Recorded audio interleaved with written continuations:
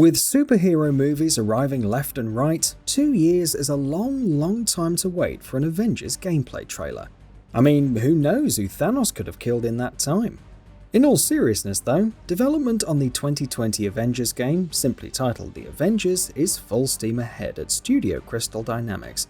And after a healthy 14-minute E3 presentation, we were actually interested in a superhero game for a difference.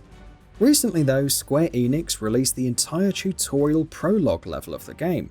While the code's not final, this gives us a proper look at the tech being deployed, both in terms of cutscenes and actual gameplay. Engine and lighting overview. With Crystal Dynamics developing the title, Marvel's Avengers is built on the Foundation engine. This is interesting because of the performance and scalability implications. Because a large part of the engine is spent exploring poorly lit interiors, light and shadow play a key role. The Foundation engine utilizes deferred rendering to cheaply implement multiple light sources. This carries over to Marvel's Avengers, but with different objectives in mind, much of the action in Avengers takes place in constrained outdoor environments. A lot of the spectacle comes from particle-heavy effects. Dense, emissive particle effects are the key takeaway here. When Hulk throws a flaming car across the Golden Gate Bridge, the emissive lighting tracks across the road. We see optimizations in the footage Square Enix showed. Light sources up close are emissive, but distant light sources aren't. Regardless, in-game, this greatly enhances the moment-to-moment spectacle. Material rendering.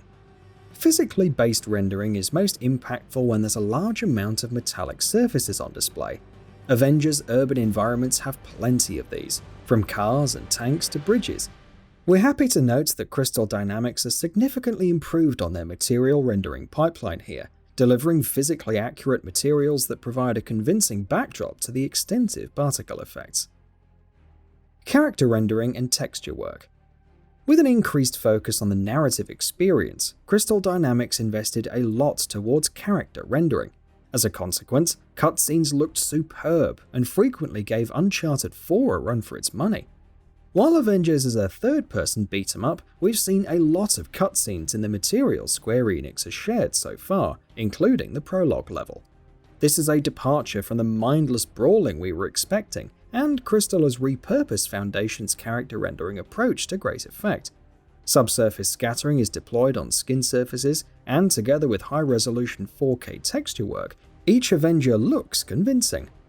There's a lot of high-frequency detail present too, such as individual notches on zippers. We expect the game will look stunning at 4K.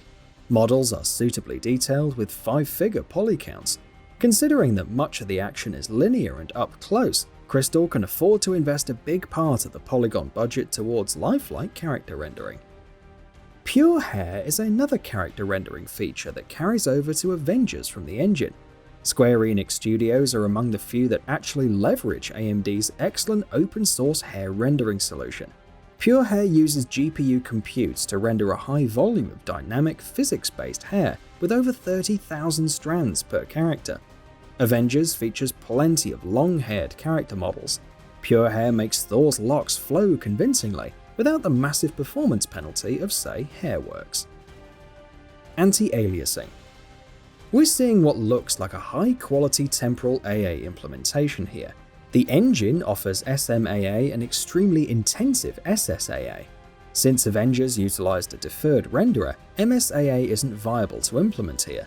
While there is a slight loss of detail, the game's cinematic art direction works well with a softer presentation, and the temporal stability, together with the excellent motion blur, provide a uniquely smooth experience, even at the 30 FPS console standard. Particle effects. Particle rendering is a major part of the technical spectacle in Avengers, and Crystal has evidently invested a considerable amount of time in this department. In a superhero action game, particle effects are especially important, since the moment-to-moment gameplay centers on blowing things up. Particles appear to render at full resolution.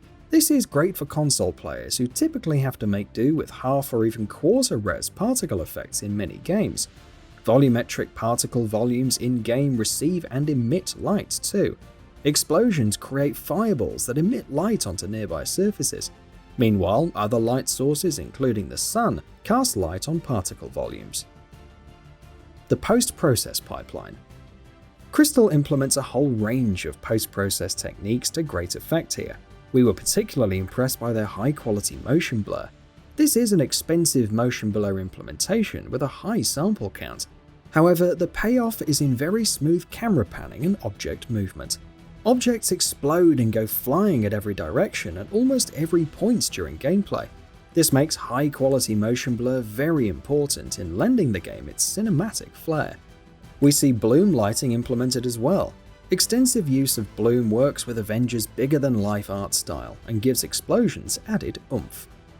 Crystal deploys their BTAO ambient occlusion again here in Avengers.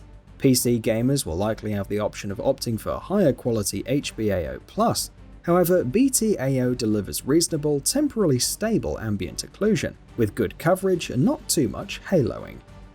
Depth of field also makes the cut, with a higher quality dynamic depth of field implementation during cutscenes and static DOF in the far background used during regular gameplay. We see limited use of radial blur as well, particularly during special attacks. Conclusion.